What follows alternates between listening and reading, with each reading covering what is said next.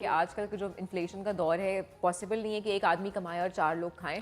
So obviously when a woman has to work you have to give her a little more relaxed environment unless پھر آپ کہتے ہیں پاکستان کی economy گرو نہیں کری, obviously نہیں کرے گی جب آپ کی آدھی سے زیادہ جو آبادی ہے وہ گھر پہ بیٹھی ہے. They are not contributing towards the economy. ایسا ہی ہے اور بھی پوری دنیا میں اس پہ کام کیا جا رہا ہے کہ میٹرنٹی لیو کس طرح سے دی جانی چاہیے, کیا صرف مدر کو ملنی چاہیے, فادر کو ملنی چاہیے, کتنا عرصہ ہونا چاہیے, کتنا پیمنٹ اس میں ہونی چاہیے. یہ ساری چیزیں اس کا لائے عمل جو ہے وہ ہماری گورنمنٹ کو بیٹھ کے, نہ صرف گورنمنٹ بلکہ پرائیویٹ آرگنائزیشنز کو, they have to decide about it. So پہلی تو یہ چیز ہم نے ڈیسائڈ کر لی کہ کرنا ہے کام, اور کام کرنا ہے تو تھوڑا سا آرگنائزیشنز ہیو ٹو انڈرسٹینڈ. ہاں, اور وہ کام جنہوں نے کروانا ہے نا they can't be, you know, ایک احسان والا ایلیمنٹ نہیں ہونا چاہیے because you're doing it by choice. No. If a woman is working you have to be supportive. You have to be supportive. Now coming to the points is میں profession زندگی میں بہت عرصے سے ہوں اور مردوں کے ساتھ کام کرنا پروفیشنل فیلڈ میں آپ دیکھیں کہ گلوبلی جو دو پروفیشن, اور پاکستان میں بھی ٹاپ پہ ہیں خواتین کے, اس میں پہلا از میڈیسن, ڈاکٹرز ہیں, اور سیکنڈ از ٹیچنگ.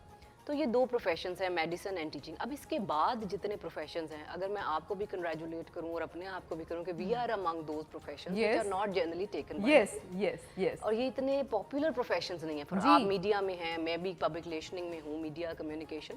تو یہ عموماً وہ پروفیشنز ہیں جن کے اندر مرد حضرات کو جو ہے وہ زیادہ بیک اپ کیا جاتا ہے, سپورٹ کیا جاتا ہے, خواتین کو اتنا سپورٹ. اب تو ویسے میڈیا کے آئی ووڈ لائک سے کہ اب تو میڈیا میں بڑی چینج آ گیا ہے, خواتین شوڈ بی پریفرڈ, اور ظاہر ہے خواتین بہت ساری کام بھی کر رہی ہیں and they should be like given their credit کہ انہوں نے اپنی جگہ خود بنائی ہے.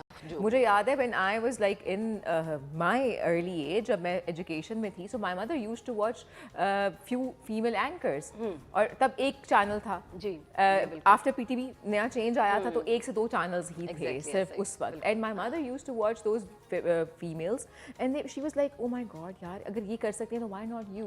So she was like you know دیکھ کے آپ کو احساس ہوتا ہے there are very few. اب تو ماشاءاللہ there are a lot of women in this media industry, تو انہوں نے اپنی جگہ خود بنائی ہے. ایسا نہیں ہے کہ انہوں نے جگہ. آسما شرازی کی میں بات کر رہی ہوں. My mother used to watch Asma شرازی and she was like wow she is so pretty, اور اس نے کتنی, اور وہ she used to do that show Parliament Cafeteria. تو وہ مجھے یاد ہے آج بھی کہ she was so inspired کہ ہر you know she is coming on TV, she is doing a show, she is looking so beautiful, she is looking so elegant, اور یہ تمام تر چیزوں کے ساتھ she is working, so why not you?